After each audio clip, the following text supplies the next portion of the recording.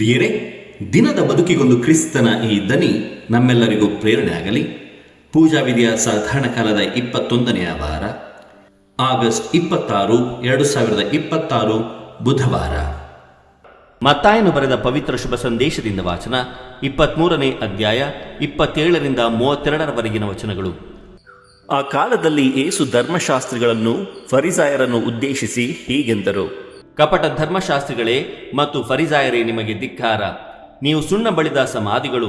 ಹೊರನೋಟಕ್ಕೇನೋ ಅವು ತಳಕಾಗಿವೆ, ಒಳಗೋ ಸತ್ತವರ ಮೂಳೆಗಳಿಂದಲೂ ಕೊಳಕಿನಿಂದಲೂ ತುಂಬಿವೆ. ಬಹಿರಂಗ ನೋಟಕ್ಕೆ ನೀವು ಸತ್ಪುರುಷರು, ಅಂತರಂಗದಲ್ಲಾದರೋ ಕಪಟ ಕಲ್ಮಶಗಳಿಂದ ತುಂಬಿದವರು. ಕಪಟ ಧರ್ಮಶಾಸ್ತ್ರಿಗಳೇ ಮತ್ತು ಫರಿಸಾಯರೇ, ನಿಮಗೆ ಧಿಕ್ಕಾರ! ನೀವು ಪ್ರವಾದಿಗಳಿಗೆ ಗೋರಿಗಳನ್ನು ಕಟ್ಟಿಸುತ್ತೀರಿ, ಸತ್ಪುರುಷರ ಸ್ಮಾರಕಗಳನ್ನು ಶೃಂಗರಿಸುತ್ತೀರಿ. ನಮ್ಮ ಪೂರ್ವಜರ ಕಾಲದಲ್ಲಿ ನಾವು ಇದ್ದಿದ್ದರೆ ಪ್ರವಾದಿಗಳ ರಕ್ತಪಾತದಲ್ಲಿ ಭಾಗಿಗಳಾಗುತ್ತಿರಲಿಲ್ಲ ಎಂದುಕೊಳ್ಳುತ್ತೀರಿ. ಹೀಗೆ ಪ್ರವಾದಿಗಳನ್ನು ಕೊಲೆ ಮಾಡಿದವರ ಪೀಳಿಗೆಗೆ ನೀವು ಸೇರಿದವರು ಎಂದು ನೀವೇ ಸಾಕ್ಷಿ ಕೊಡುತ್ತೀರಿ. ಒಳ್ಳೆಯದು, ನಿಮ್ಮ ಪೂರ್ವಜರು ಪ್ರಾರಂಭಿಸಿದ್ದನ್ನು ನೀವು ಹೋಗಿ ಪೂರ್ಣಗೊಳಿಸಿರಿ. ಪ್ರಭುವಿನ ಶುಭ ಸಂದೇಶ. ಕ್ರಿಸ್ತರೇ ನಿಮಗೆ ಸ್ತುತಿ ಸಲ್ಲಲಿ. ಚಿಂತನೆ: ನಾನು ಜನರ ಮುಂದೆ ಹೇಗೆ ಕಾಣುತ್ತೇನೆ ಎನ್ನುವುದಕ್ಕಿಂತ ದೇವರ ಮುಂದೆ ನಾನು ನಿಜವಾಗಿ ಯಾರು? ಪ್ರಭು ಯೇಸು ಕ್ರಿಸ್ತರಲ್ಲಿ ಆತ್ಮೀಯರೇ, ನಾವು ಇತರರ ಕಣ್ಣಿಗೆ ಒಳ್ಳೆಯವರಾಗಿ ಕಾಣಿಸಿಕೊಳ್ಳಲು ಬಯಸುತ್ತೇವೆ ಅಲ್ವೇ? ಆದರೆ ದೇವರು ನಮ್ಮ ಬಾಹ್ಯ ರೂಪವನ್ನು ಮಾತ್ರ ನೋಡುವುದಿಲ್ಲ, ನಮ್ಮ ಹೃದಯದ ಸ್ಥಿತಿಯನ್ನು ಕೂಡ ನೋಡ್ತಾರೆ ಪ್ರಿಯರೇ. ಅದಕ್ಕಾಗಿಯೇ ಯೇಸು ಧರ್ಮಶಾಸ್ತ್ರಿಗಳನ್ನು ಫರಿಸಾಯರನ್ನು ಸುಣ್ಣ ಬಳಿದ ಸಮಾಧಿಗಳು ಎಂದು ಕರೆಯುತ್ತಾರೆ. ಹೊರಗಿನಿಂದ ಸುಂದರವಾಗಿ ಕಾಣುವ ಸಮಾಧಿಯ ಒಳಗೆ ಸತ್ತವರ ಮೂಳೆಗಳಿರುವಂತೆ ಹೊರಗೆ ಭಕ್ತಿಯ ಮುಖವಾಡವಿದ್ದರೂ ಒಳಗೆ ಕಪಟ, ಅಹಂಕಾರ ಮತ್ತು ಅನ್ಯಾಯ ತುಂಬಿದ್ದರೆ ಆ ಧಾರ್ಮಿಕತೆ ದೇವರ ಮುಂದೆ ಅರ್ಥಹೀನವಾಗುತ್ತದೆ. ಆದ್ದರಿಂದಲೇ ಇಂದಿನ ಶುಭ ಸಂದೇಶ ನಮ್ಮೆಲ್ಲರಿಗೂ ಒಂದು ಗಂಭೀರವಾದಂತಹ ಪ್ರಶ್ನೆಯನ್ನು ನಮ್ಮ ಮುಂದೆ ಇಡುತ್ತದೆ. ನಾನು ಜನರ ಮುಂದೆ ಹೇಗೆ ಕಾಣುತ್ತೇನೆ ಎನ್ನುವುದಕ್ಕಿಂತ ದೇವರ ಮುಂದೆ ನಾನು ನಿಜವಾಗಿ ಯಾರು ಎಂಬ ಪ್ರಶ್ನೆ. ಪ್ರಿಯರೇ, ಇಂದಿನ ಶುಭ ಸಂದೇಶದಲ್ಲಿ ಬರುವಂತಹ 3 ಅಂಶಗಳನ್ನು ನಾವು ಧ್ಯಾನಿಸೋಣ. ಮೊದಲನೆಯದಾಗಿ, ಇಂದಿನ ಶುಭ ಸಂದೇಶದಲ್ಲಿ ನೀವು ಸುಣ್ಣ ಬಳಿದ ಸಮಾಧಿಗಳು ಎಂಬುದಾಗಿ ಯೇಸು ಸ್ವಾಮಿ ನುಡಿಯುತ್ತಾರೆ. ಯೇಸು ಬಳಸುವ ಸುಣ್ಣ ಬಳಿದ ಸಮಾಧಿಗಳು ಎಂಬ ರೂಪಕವು ಪ್ರಿಯರೇ, 1ನೇ ಶತಮಾನದ ಯಹೂದ್ಯರ ಸಾಮಾಜಿಕ ಧಾರ್ಮಿಕ ಸಂದರ್ಭವನ್ನು ಆಧರಿಸಿದೆ. ಸಮಾಧಿಗಳಿಗೆ ಸುಣ್ಣ ಬಳಿಯುವುದರಿಂದ ಅವು ದೂರದಿಂದಲೇ ಕಾಣುತ್ತಿದ್ದವು. ಪ್ರಿಯರೇ, ಹೀಗೆ ಅವುಗಳನ್ನು ಮುಟ್ಟುವುದರಿಂದ ಉಂಟಾಗುವ ಧಾರ್ಮಿಕ ಅಶುದ್ಧತೆಯನ್ನು ಜನರು ತಪ್ಪಿಸಿಕೊಳ್ಳಬಹುದಾಗಿತ್ತು. ಆದ್ದರಿಂದಲೇ ಇಂದಿನ ಶುಭ ಸಂದೇಶದಲ್ಲಿ ನೀವು ಸುಣ್ಣ ಬಳಿದ ಸಮಾಧಿಗಳು ಎಂಬ ವಾಕ್ಯ ಒಂದು ರೀತಿ ವ್ಯಂಗ್ಯವನ್ನು ವ್ಯಕ್ತಪಡಿಸುತ್ತದೆ. ಈ ವ್ಯಂಗ್ಯ ಅತ್ಯಂತ ಗಂಭೀರವಾಗಿದೆ ಪ್ರಿಯರೇ. ಹೊರಗಿನಿಂದ ಪವಿತ್ರವಾಗಿ ಕಾಣುವವರು ತಮ್ಮ ಒಳಗಿನ ಕಪಟದಿಂದ ಇತರರಿಗೂ ಆಧ್ಯಾತ್ಮಿಕ ಅಡ್ಡಿಯಾಗಬಹುದು. ಆದ್ದರಿಂದ ಕ್ರೈಸ್ತ ಜೀವನವು ಕಾಣಿಸಿಕೊಳ್ಳುವ ಪಾವಿತ್ರ್ಯಕ್ಕಿಂತ ಜೀವಿಸುವ ಪಾವಿತ್ರ್ಯ ಆಗಿರಬೇಕು. ಇನ್ನು 2ನೆಯ ಅಂಶ, ಬಹಿರಂಗ ನೋಟಕ್ಕೆ ನೀವು ಸತ್ಪುರುಷರು, ಅಂತರಂಗದಲ್ಲಾದರೂ ಕಪಟ ಮತ್ತು ಕಲ್ಮಶಗಳಿಂದ ತುಂಬಿದವರು ಎಂಬುದಾಗಿ ಇಂದಿನ ಶುಭ ಸಂದೇಶದಲ್ಲಿ ಯೇಸು ಸ್ವಾಮಿ ನುಡಿಯುತ್ತಾರೆ. ಪ್ರಿಯರೇ, ಮೂಲ ಗ್ರೀಕ್ನಲ್ಲಿ ಕಪಟಕ್ಕೆ ಹಿಪೋಕ್ರಿಸಿಸ್ ಎಂಬ ಪದ ಬಳಕೆಯಾಗುತ್ತದೆ. ಇದರ ಹಿನ್ನೆಲೆಯಲ್ಲಿರುವ ಅರ್ಥವು ನಟನೆಯನ್ನು ಮಾಡುವುದು, ಪಾತ್ರವನ್ನು ಅಭಿನಯಿಸುವುದು ಎಂಬುದಾಗಿದೆ.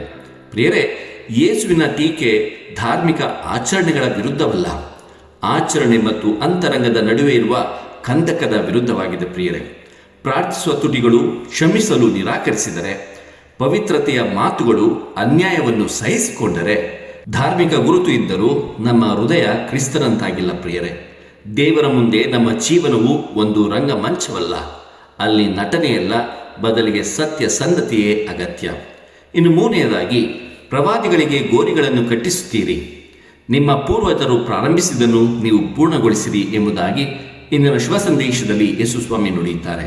ಇಲ್ಲಿ ಯೇಸು ಒಂದು ದೊಡ್ಡ ವಿರೋಧಾಭಾಸವನ್ನು ಬಯಲು ಮಾಡ್ತಾರೆ. ಪ್ರವಾದಿಗಳು ಜೀವಂತವಾಗಿದ್ದಾಗ ಅವರನ್ನು ವಿರೋಧಿಸಿದವರನ್ನು ನಂತರ ಸ್ಮರಿಸುವುದು ಸುಲಭ, ಆದರೆ ಜೀವಂತ ಸತ್ಯವನ್ನು ಸ್ವೀಕರಿಸುವುದು ಕಷ್ಟ. ಪ್ರಿಯರೇ, ಫರಿಸಾಯರು ಹಿಂದಿನ ಪ್ರವಾದಿಗಳ ಸಮಾಧಿಗಳನ್ನು ಅಲಂಕರಿಸುತ್ತಿದ್ದರು, ಆದರೆ ಮುಂದೆ ನಿಂತಿದ್ದ ಯೇಸುವಿನ ಸತ್ಯವನ್ನು ಸ್ವೀಕರಿಸಲು ಸಿದ್ಧರಾಗಿರಲಿಲ್ಲ. ಸತ್ತ ಪ್ರವಾದಿಗಳನ್ನು ಗೌರವಿಸುವುದಕ್ಕಿಂತ ಜೀವಂತ ಪ್ರವಾದಿಯ ಮಾತನ್ನು ಕೇಳುವುದು ಮುಖ್ಯ. ಸಂತರ ಪ್ರತಿಮೆಗಳಿಗೆ ಹೂವು ಅರ್ಪಿಸುವುದಕ್ಕಿಂತ ಅವರು ಬೋಧಿಸಿದ ಸತ್ಯವನ್ನು ಜೀವನದಲ್ಲಿ ಅಳವಡಿಸಿಕೊಳ್ಳುವುದು ಮುಖ್ಯ ಅಲ್ಲವೇ ಪ್ರಿಯರೇ? ನಮ್ಮ ಪೂರ್ವಜರ ಕಾಲದಲ್ಲಿ ನಾವು ಇದ್ದಿದ್ದರೆ ಹೀಗೆ ಮಾಡುತ್ತಿರಲಿಲ್ಲ ಎಂದು ಹೇಳುವುದು ಸುಲಭ ಪ್ರಿಯರೇ, ಆದರೆ ಪ್ರಶ್ನೆ ಇದು ಪ್ರಿಯರೇ, ಇಂದು ಸತ್ಯ ನಮ್ಮ ಮುಂದೆ ನಿಂತಾಗ ನಾವು ಅದನ್ನು ಸ್ವೀಕರಿಸುತ್ತೇವೆ? ಪ್ರಿಯರೇ, ಇಂದಿನ ಶುಭ ಸಂದೇಶವನ್ನು ನಮ್ಮ ಜೀವನದಲ್ಲಿ ಹೇಗೆ ನಾವು ಜೀವಿಸುವುದು? ಮೊದಲನೆಯದಾಗಿ, ಮುಖವಾಡಕ್ಕಿಂತ ಅಂತರಂಗದ ಪಾವಿತ್ರ್ಯ ಮುಖ್ಯ ಪ್ರಿಯರೇ. ಜನರು ನನ್ನನ್ನು ಒಳ್ಳೆಯವನೆಂದು ಭಾವಿಸಬೇಕು ಎಂಬ ಆಸೆಗಿಂತ ದೇವರ ಮುಂದೆ ನಾನು ನಿಜವಾಗಿಯೂ ಒಳ್ಳೆಯವನಾಗಿದ್ದೇನೆಯೇ ಎಂಬ ಪ್ರಶ್ನೆ ಮುಖ್ಯ. ನನ್ನ ಕೋಪ, ಅಸೂಯೆ, ದುರಾಶೆ, ಅಹಂಕಾರ ಮತ್ತು ರಹಸ್ಯ ಪಾಪಗಳನ್ನು ಪ್ರಾಮಾಣಿಕವಾಗಿ ಪರಿಶೀಲಿಸಬೇಕು ಪ್ರಿಯರೇ. ಎರಡನೆಯದಾಗಿ, ಸಂತರನ್ನು ಗೌರವಿಸುವುದಷ್ಟೇ ಅಲ್ಲ ಪ್ರಿಯರೇ, ಅನುಕರಿಸುವುದು ಕೂಡ ಮುಖ್ಯ. ಸಂತರ ಪ್ರತಿಮೆಗಳನ್ನು ಅಲಂಕರಿಸುವುದು, ಅವರ ಹಬ್ಬಗಳನ್ನು ಆಚರಿಸುವುದು ಸುಂದರವಾದ ಭಕ್ತಿಯ ಅಭಿವ್ಯಕ್ತಿಯಾಗಿದೆ. ಆದರೆ ಅದಕ್ಕಿಂತ ಮುಖ್ಯವಾಗಿ ಪ್ರಿಯರೇ, ಅವರು ಬದುಕಿದ ತ್ಯಾಗ, ಕ್ಷಮೆ, ಸತ್ಯ, ದಯೆ ಮತ್ತು ನಿಸ್ವಾರ್ಥ ಸೇವೆಯನ್ನು ನಮ್ಮ ಬದುಕಿನಲ್ಲಿ ಅಳವಡಿಸಿಕೊಳ್ಳಬೇಕು. ಇನ್ನು ಮೂರನೇದಾಗಿ, ಸತ್ಯವನ್ನು ವಿರೋಧಿಸದೆ ಸ್ವೀಕರಿಸುವುದು. ನಮ್ಮ ತಪ್ಪನ್ನು ತೋರಿಸುವ ವ್ಯಕ್ತಿ ನಮ್ಮ ಶತ್ರುವಾಗಬೇಕಿಲ್ಲ. ಕೆಲವೊಮ್ಮೆ ದೇವರು ನಮ್ಮನ್ನು ತಿದ್ದಲು ಅವರ ಮೂಲಕ ಮಾತನಾಡಬಹುದು. ಆದ್ದರಿಂದ ಬೈಬಲಿನ ವಾಕ್ಯ, ಆತ್ಮಸಾಕ್ಷಿ ಅಥವಾ ಪ್ರಾಮಾಣಿಕ ತಿದ್ದುವಿಕೆಯನ್ನು ನಮ್ರತೆಯಿಂದ ಸ್ವೀಕರಿಸಬೇಕು ಪ್ರಿಯರೇ. ಇನ್ನು ಕೊನೆಯದಾಗಿ, ಜೀವಂತ ಸತ್ಯದ ಪರವಾಗಿ ನಿಲ್ಲುವುದು. ಅನ್ಯಾಯ ನಡೆಯುತ್ತಿರುವಾಗ ಮೌನವಾಗಿದ್ದು ನಂತರ ನ್ಯಾಯಕ್ಕಾಗಿ ಹೋರಾಡಿದವರ ಸ್ಮಾರಕಗಳನ್ನು ಕಟ್ಟುವುದರಿಂದ ಪ್ರಯೋಜನವಿಲ್ಲ ಪ್ರಿಯರೇ. ಸತ್ಯವು ಜೀವಂತವಾಗಿರುವಾಗಲೇ ಅದರ ಪರವಾಗಿ ನಿಲ್ಲಬೇಕು. ಅದೇ ಕ್ರೈಸ್ತ ಜೀವನ. ಪ್ರಿಯರೇ, ಒಮ್ಮೆ ಆತ್ಮಾವಲೋಕನ ಮಾಡಿಕೊಳ್ಳೋಣ. ನಾನು ದೇವರ ಮುಂದೆ ಇರುವ ವ್ಯಕ್ತಿಯೇ ಅಥವಾ ಜನರ ಮುಂದೆ ತೋರಿಸಿಕೊಳ್ಳುವ ವ್ಯಕ್ತಿಯೇ? ನನ್ನ ಬಾಹ್ಯ ಭಕ್ತಿಗೂ ನನ್ನ ಅಂತರಂಗದ ಬದುಕಿಗೂ ಹೊಂದಾಣಿಕೆ ಇದೆಯೇ? ನನ್ನ ತಪ್ಪುಗಳನ್ನು ತಿದ್ದುವ ಸತ್ಯವನ್ನು ನಾನು ಸ್ವೀಕರಿಸುತ್ತೇನೆಯೇ? ನಾನು ಸತ್ತರನ್ನು ಕೇವಲ ಗೌರವಿಸುತ್ತೇನೆಯೇ ಅಥವಾ ಅವರ ಜೀವನ ಮೌಲ್ಯಗಳನ್ನು ಅನುಸರಿಸುತ್ತೇನೆಯೇ? ಇಂದು ನನ್ನ ಮುಂದೆ ಇರುವ ಸತ್ಯವನ್ನು ನಾನು ಸ್ವೀಕರಿಸಲು ಸಿದ್ಧನಿದ್ದೇನೆಯೇ ಪ್ರಿಯರೇ? ಯೇಸುವಿನ ಸುಣ್ಣ ಬಳಿದ ಸಮಾಧಿ ಎಂಬ ಮಾತು ಇತರರನ್ನು ಖಂಡಿಸಲು ನಮಗೆ ಕೊಟ್ಟ ಆಯುಧವಲ್ಲ ಪ್ರಿಯರೇ, ಮೊದಲು ನಮ್ಮನ್ನೇ ಪರಿಶೀಲಿಸಿಕೊಳ್ಳಲು ಕೊಟ್ಟ ಕನ್ನಡಿಯಾಗಿದೆ. ಹೊರಗೆ ಬಿಳಿಯಾಗಿ ಕಾಣುವ ಸಮಾಧಿಯಂತೆ ನಮ್ಮ ಬದುಕು ಇರಬಾರದು. ನಮ್ಮ ಮಾತು, ಪ್ರಾರ್ಥನೆ, ಧಾರ್ಮಿಕ ಆಚರಣೆ ಮತ್ತು ಸೇವೆಗಳ ಹಿಂದೆ ಶುದ್ಧ ಹೃದಯ, ಸತ್ಯಸಂಧತೆ ಮತ್ತು ಪ್ರೀತಿಯ ಬದುಕು ಇರಲಿ.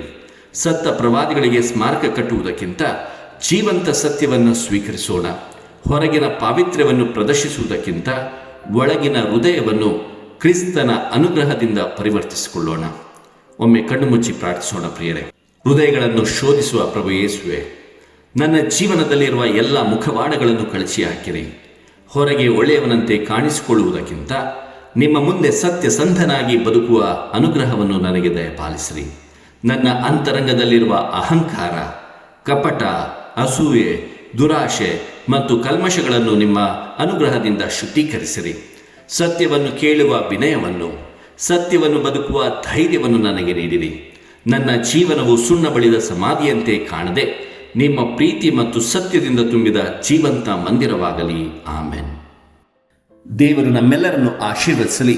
ಇದು ಧ್ವನಿ ಮಾಧ್ಯಮ ಮನೆ ಕೊಡುಗೆ. ಧ್ವನಿ ವಂದನೆಯ ಸ್ವಾಮಿ ಶಾಂತಕುಮಾರ್ ಜೆ, ಬೆಂಗಳೂರು ಮಹಾಧರ್ಮ ಕ್ಷೇತ್ರ. ಪ್ರಿಯರೇ, ಈ ಚಾನೆಲ್ ಅನ್ನು ಸಬ್ಸ್ಕ್ರೈಬ್ ಮಾಡಿ ಪ್ರತಿದಿನ ದೇವರ ವಾಕ್ಯವನ್ನು ಆಲಿಸುತ್ತಾ ಅದನ್ನು ಇತರರೊಂದಿಗೆ ಹಂಚಿಕೊಳ್ಳಲು ನಮಗೆ ನೆರವಾಗಿರಿ. ಧನ್ಯವಾದಗಳು.